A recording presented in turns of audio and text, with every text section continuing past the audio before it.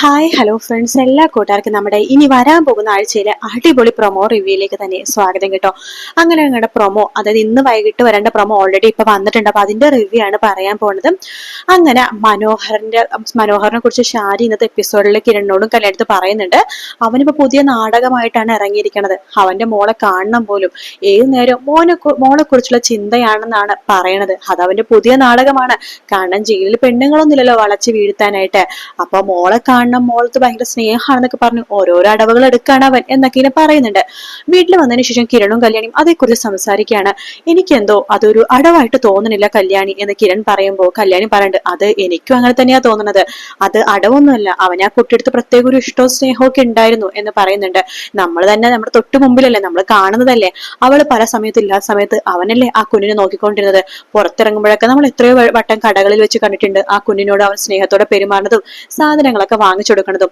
അതുകൊണ്ട് ആ കുഞ്ഞിനോടുള്ള സ്നേഹം ആത്മാർത്ഥമായിട്ട് തന്നെയാണ്. പിന്നെ ഏത് കരിങ്കല്ലാണ് മനുഷ്യന്റെ ഹൃദയം എന്ന് പറഞ്ഞാലും ഒരു കുഞ്ഞു മതി അതിന്റെ മനസ്സിന്റെ ചാഞ്ചാട്ടം ഒന്നും ആക്കാനായിട്ടൊന്നും പറഞ്ഞു കേട്ടില്ല. അതുപോലെ തന്നെയായിരിക്കും അവൻ ഒരുപാട് പെണ്ണുങ്ങളെ പറ്റിച്ച് ഒരുപാട് പെണ്ണുങ്ങൾക്ക് കുഞ്ഞുങ്ങൾ ഉണ്ടാക്കി കൊടുത്തിട്ടുണ്ടെങ്കിലും ഈ കുഞ്ഞിന്റെ കൂടെ മാത്രമേ അവൻ ഈ ഒരു കുഞ്ഞിന്റെ മുഖം മാത്രം അവൻ ആദ്യമായിട്ട് കണ്ടത്. അത് ഇവളുടെ കൺമണിമോളുടെ മുഖമാണ്. പിന്നെ അത് മാത്രമല്ല, കൺമണിമോളുടെ മാത്രമേ അവൻ 2 വർഷത്തോളം കൂടെ ഉണ്ടായിട്ടുള്ളൂ. അതുകൊണ്ട് മോള് അച്ഛന്ന് വിളിച്ചത് അവനെ തന്നെയാണല്ലോ. പിന്നെ സരുവിനെ വേറൊരു വിവാഹം കഴിക്കാൻ വേണ്ടി നമ്മൾ നിർബന്ധിക്കുന്നുണ്ട്. തീർച്ചയായിട്ടും അവൾ വിവാഹം കഴിക്കാൻ നല്ലതാണ്. പക്ഷെ ആ കുഞ്ഞിന്റെ അച്ഛൻ യഥാർത്ഥത്തിൽ മനോഹറാണല്ലോ കല്യാണി. അതുകൊണ്ട് അവന്റെ ആഗ്രഹം സാധിച്ചു കൊടുത്താലോ. കിരണേട്ടാ, സരു എങ്ങനെ അറിഞ്ഞാൽ പ്രശ്നമാകും. അവൾക്കാണെങ്കിൽ ഇപ്പൊ നല്ല മാറ്റമുണ്ട്. അവളുടെ സ്വഭാവത്തിലും പെരുമാറ്റത്തിലൊക്കെ നല്ല മാറ്റമുണ്ട്. നമ്മൾ എങ്ങാനും ആ കുഞ്ഞും കൊണ്ട് മനോഹരന്റെ അടുത്ത് എങ്ങാനും പോയെന്ന് അവൾ അറിഞ്ഞ കിരണേട്ടനെ പിന്നെ അറിയാലോ, അവൾക്ക് അത് ഒട്ടും ഇഷ്ടമില്ല. അവൾ ഈ ലോകത്ത് ആരെങ്കിലും വെറുക്കുന്നുണ്ടെങ്കിൽ അത് മനോഹരനെ മാത്രമാണ്. ഇപ്പൊ ഇന്ന് ഷാരിയാൻറ്റി പറഞ്ഞത് കിരണ്ണേട്ടൻ കേട്ടതല്ലേ. അവള് ജയിലിൽ പോയിട്ട് അവളുടെ അച്ഛനെ പോയി കണ്ടു പറഞ്ഞു എന്ന്.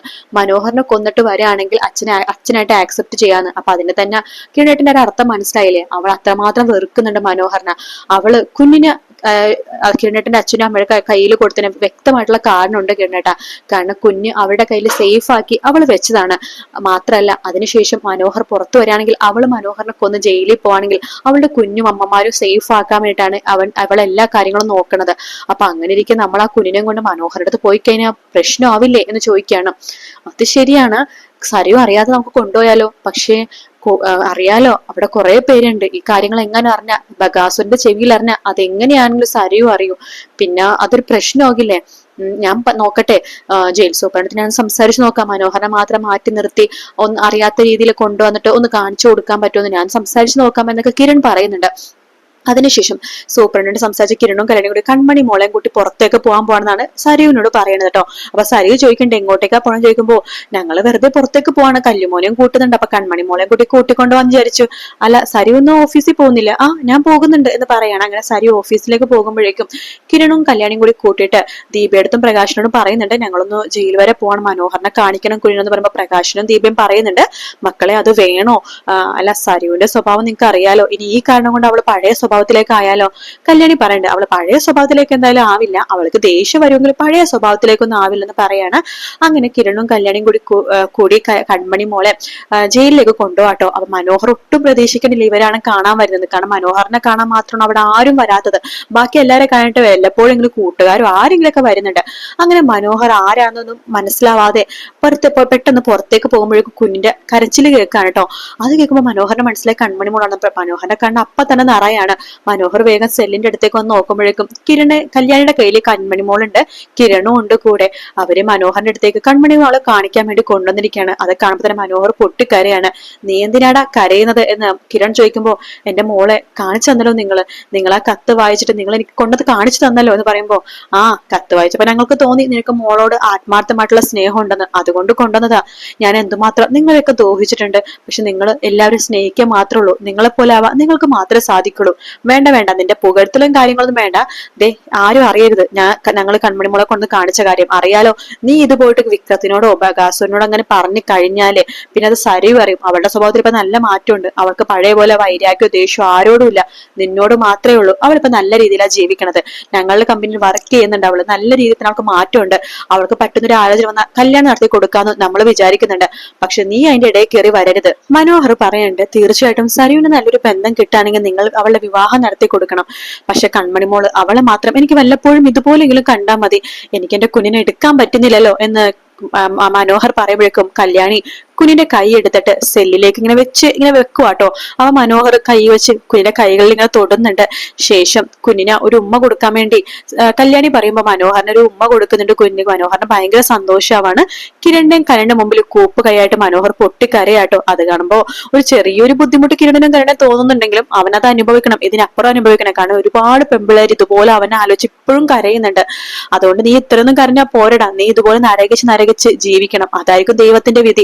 എന്തായാലും ഇപ്പൊ കുരിനെ കണ്ടല്ലോ, ഇനി കുറച്ചുനാൾ കഴിഞ്ഞിട്ട് ഞങ്ങൾ കൊണ്ടുവരാം എന്ന് പറയുമ്പോഴേക്കും പറ്റുമെങ്കിൽ നിങ്ങൾ വല്ലപ്പോഴൊക്കെ ഒന്ന് കൊണ്ടുവന്നെ, കുരിനെ കാണുമ്പോൾ ഒരു സമാധാനം എന്ന് പറയാണ്. ഞങ്ങൾ കൊണ്ടുവന്നോളാം, പക്ഷെ നീ ഈ കാര്യം ആരോടും പറയരുതെന്ന് പറയട്ടെ. കിരണും കല്യാണിയും അവിടെ നിന്ന് പോവാണ്. പക്ഷെ ഇതെങ്ങനെയെങ്കിലൊക്കെ ബകാസുരന് അറിയാവുന്ന ഉറപ്പാണ്. പക്ഷേ നമ്മുടെ അത് ആ സംഭവം അങ്ങനെ നടക്കുമ്പോ വേറൊരു സംഭവം നടക്കുന്നുണ്ട്. പ്രകാശിനെ കൂട്ടിക്കൊണ്ട് ദീപ അമ്പലത്തിലേക്കൊക്കെ പോകുന്നുണ്ട്. അവരെ സന്തോഷത്തോടെ പ്രാർത്ഥിക്കുന്നുണ്ട്.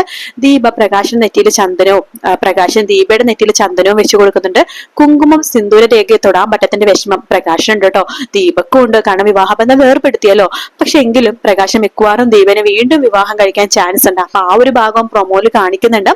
പിന്നെ കാണിച്ചത് നമ്മുടെ കാർത്തികേനെയാണ്. കാർത്തിക ദിലീപിനെ വെച്ചിട്ട് ഭയങ്കര പ്രണയം കേട്ടോ. അവർ രാത്രിയുന്നില്ല രാവിലെ നില എപ്പോഴും ഫോൺ സംഭാഷണമാണ്, ഫോൺ സംഭാഷണം.